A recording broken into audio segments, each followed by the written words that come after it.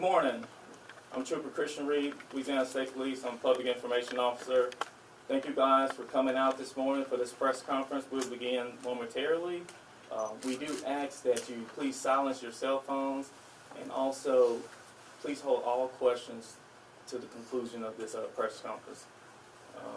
We'll first ask that Sheriff Renee Thibodeau, Sheriff for Pointe Coupee Parish, come up and give the opening remarks. Thank you, Lee. Good morning, everybody. Good morning. And welcome to Pointe Coupee Parish. It's a great day for law enforcement today. And as you can see, the unity that's here today behind me and all of the chiefs of police that are here with us today. We had a joint effort and possibly took off one of the largest drug busts in Pointe Coupee history. And it's a cumulative effort, and it's an effort that took quite a bit of time. And I'm very proud of my entire staff, the state police. I can't thank them enough for this venture, and all of my staff and other agencies that was involved in this huge gathering of the large amount of drugs that you will see here in a few minutes on the screen. I spent my years as a DARE officer talking about the harmful effects of drugs. And if you watch the TV at any time today, you will see that in every parish, we're dealing with the harmful effects of these drugs, whether it's crystal meth, heroin, cocaine, and other drugs. And in this drug bust, all 5 of the top drugs was involved. And as a sheriff, 3 years ago, I took an oath and made a commitment to try to help our community to keep these drugs away from our kids, our children, and everybody else here. I'm about to turn this over to Colonel Lamar Davis, and he will talk to you a little bit more in detail about exactly what took place. We'll tell you guys that a little bit over a year ago is when I first was introduced to the LSP, Special Task Force people. And wow, we have a great working relationship. Look at the amount of state troopers that we have here today. You know, I'm going to turn it over, and we'll have some questions at the end of this. But Colonel Lamar Davis, I want to thank you for being here. Yes, sir. Good morning. Colonel Lamar Davis, Louisiana State Police. Let me start by thanking Sheriff Thibodeau, PA Tony Clayton, all of our partners from federal, state, and local areas. As Sheriff mentioned, we cannot do this alone. When you look at the crime, when you look at everything that's going on in our communities, it's going to take all of us in order to combat this. And that's exactly what you're seeing today. But besides these agencies, we had a plethora of support in other agencies and organizations. Not to mention that of the FBI, DEA, along with the National Guard. As we always said, it takes a village to raise a child. Well, it's taken all of us to take these drugs out. One of the goals that I had coming into this office was really establishing a close relationship with all of our law enforcement partners. And as doing so, working with the chiefs, the district attorney's offices, it was vitally important for me to make sure that we also provided our resources, our subject matter expertise, as well as our men and women to go out there and work side by side with our partners. And this is what you're seeing today. Today you're seeing the benefits of those relations come to fruition. In December of last year, troopers assigned to the Louisiana State Police Criminal Investigative Division, Baton Rouge Field Office, were alerted of frequent drug activity here in Pointe Coupee area. We began working with our partners in Pointe Coupee, the FBI, and other agencies.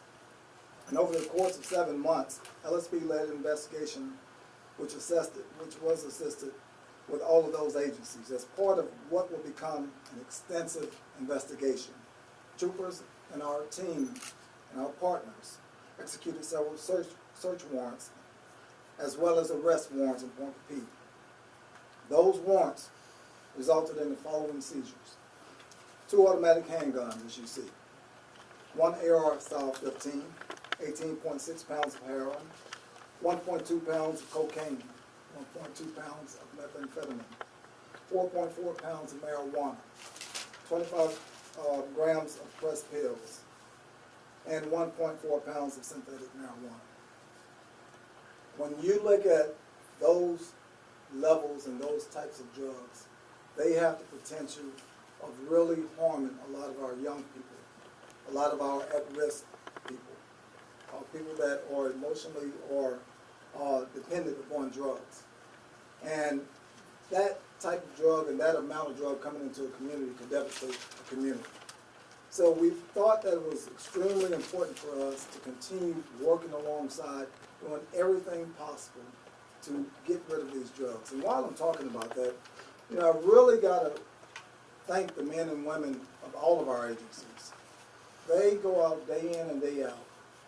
They put their lives on the line to go out and make sure that our communities are safe.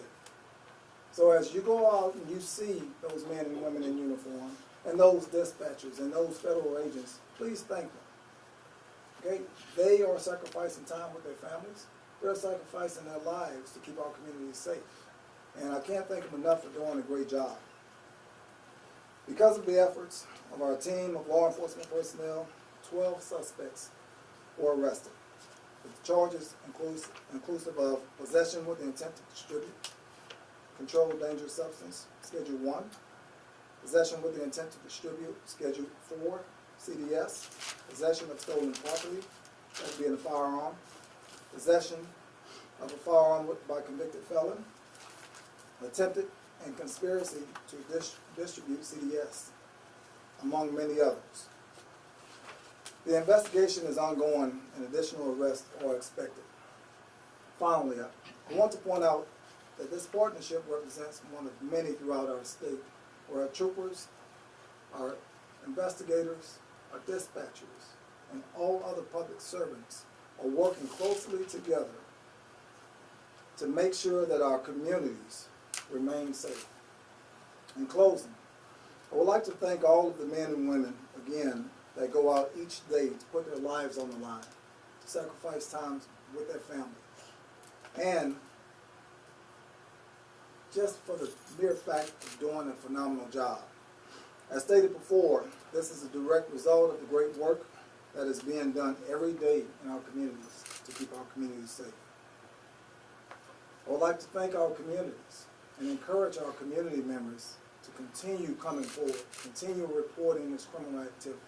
It's going to take all of us in order for us to rid these drugs out of our communities. It's going to take all of us to rid these bad actors from our communities. But I want you to know that we're here with you, we're alongside by you, and we're working with you to do just that. We're here and we're going to be here as long as you need us. Thank you, and God bless. Good evening. I'm Tony Clayton, and my office will be in charge of prosecuting these individuals. I'll say to you that in my 30 years of prosecuting, that I've never seen such collaboration that I've seen in this case. When I was contacted several months ago by our sheriff, named Thibodeau, and he enlisted the support of the state troopers, I'll tell you that Colonel Davis and his troopers put forth a gallant effort to make sure that the people and our kids were protected against the scourge that they just brought before justice. And I'll say to you that our local narcotics officers, in collaboration with our big brothers, state police, that he did not spare one iota of putting forth each and every one of his guys to make sure that we rid the streets of our little small parish of this. And I'll say to you that this is mid-level cities type of drugs. When you see a little small city like New Roads with this, we got a problem. I was constantly on the phone with Chavez. I was on the phone with Colonel Davis. I was on the phone with the sheriff, and they kept us abreast of this. On a regular basis, that was going on. And I tip my hat to you, Colonel. Tip my hat to you, Sheriff, for the men and women that work for these departments, our big brothers, federal folks who participated in this.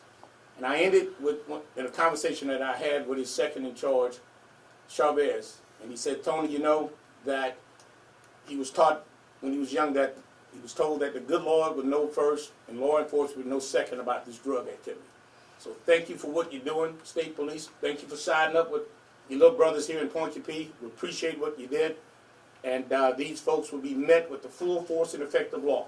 They will be prosecuted. And I see my team here, Chad Aguilar, Christian, and the rest of my prosecutors. And we will accept this case, and we will make sure these people meet justice. Thank you.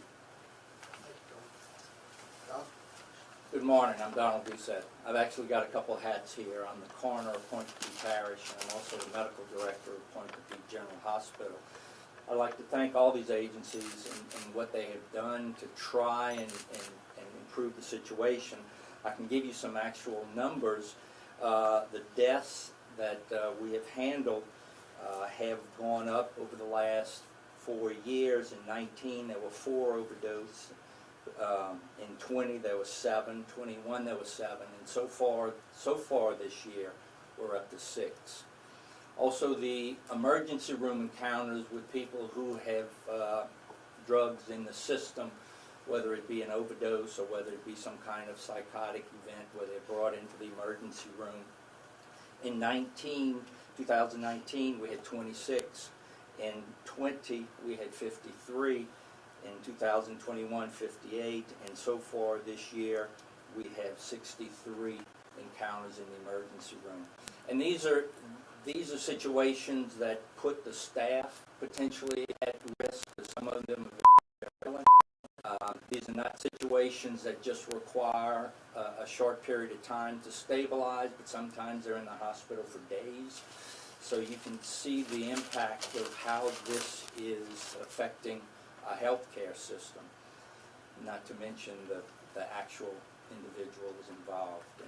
And I'd like to thank them again for trying to help us with this horrible situation. Thank you. So we're now opening up for questions. We ask that you just address whomever you would like to ask that question to. Are we going to get headshots of the suspects? Mugshots. Mugshots, that's what I meant. Yes, ma'am, as that information becomes available, then we'll provide that to you. I'll make sure that we give you that information when available. What tipped you off on this specific case? What got you all involved? Well, it's unfortunate that some of these individuals have been operating for some time, and while we can't get into the specifics of the case, what I can tell you is that it was a community effort, and that information that was provided to us was valuable in getting us looking at these individuals. In what area of the parish was the heaviest concentration of the illegal drugs? Well, again, we're going to not answer that right now until we kind of get moving with the case. So don't want to get too deep into the narrative of the case. How long did this operation take to throw together? Well, as I told you, 7 months as far as our involvement. However, I know that the Sheriff's Department has been working along with us to try and get this moving for some time. So we've been working really quite a long time to try and get this case brought to justice. And sometimes it takes that amount of time. When you have this type of narcotic activity, and we're not just talking about it being concentrated here in Pointe Coupee, we have to think about where they're getting the narcotics from, where is it traveling from, and things of that nature. So that's why we were able to elicit, and we thought it was important for us to elicit some of our federal partners to try and help us identify where those narcotics are coming from. That is just as important as to where it's landing and where it's ending up. And can you follow up with what state or area were these drugs coming from? Well, again, as part of the investigation, I'd have to hold on to that until we get that adjudicated in court. Potentially, how many people could have bought or received these drugs had you guys not compensated them? There's no number, and when you look at the amount of overdoses, when you look at the amount of criminal activity involved with this, there is no specific number, but I can tell you it's immeasurable, and one life is too much. Quite frankly, if there's one overdose, if there is one person that's going to be affected by these drugs, that's too much. I have a question. I'm sorry. I was just going to ask really quick. I see other parishes here. What is their involvement with this? Well, as I mentioned before, oftentimes these investigations spans multiple parishes, and in this particular case, there was either criminal activity and or associations that span those parishes. So that's why they're here. And their involvement and participation in this investigation is invaluable. Two more questions. What about the average age of those arrested? Was there a particular age bracket that stood out more than others? Generally, most of the ages involved in these and narcotics use is below the age of 40. So, you know, you have a lot of young people involved in distribution, but more importantly, you have a lot of young people dying and being affected adversely by these narcotics. Last question. Good? Are we talking about the other incident You that can happened? ask, yeah. We can ask, but can you speak on the incident that happened today, just maybe, maybe moments ago, an hour ago, about a pursuit with a couple others, and just elaborate on that? Yeah, as you all may have found, there was a pursuit that we were involved in that ended up here in Pointe Coupee Parish. We were alerted by Mississippi authorities with regards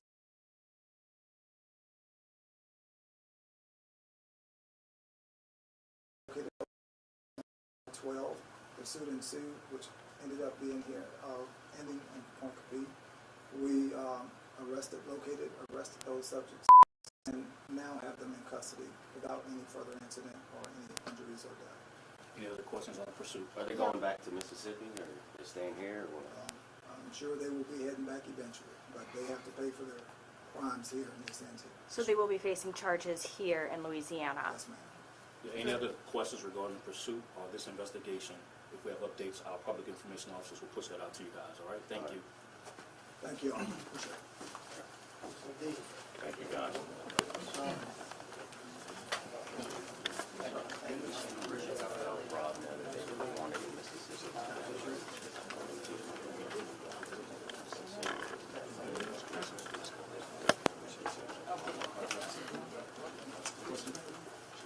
And Lord, just off the record, I want to thank everybody that's in this office.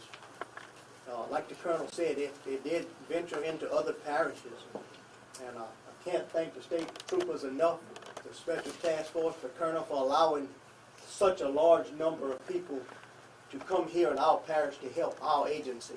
As all of you know right now, every agency here is short on manpower. And so it's very hard for one agency to do this by themselves. So that's why we have to team up together. And wow, what a great team do we have here. Every chief of police is here in our parish. Archuleta is a chief across West Feliciana. His sheriff couldn't make it here, and the other sheriff in East Feliciana. All of those people helped us on Thursday. Colonel, we had about 20 guys here on Thursday. So this was a massive event, a massive effort. My poor ladies are doing more paperwork now than they've ever done. So this just doesn't affect my narcotics group, but my detectives providing care and the road guys, blocking the road.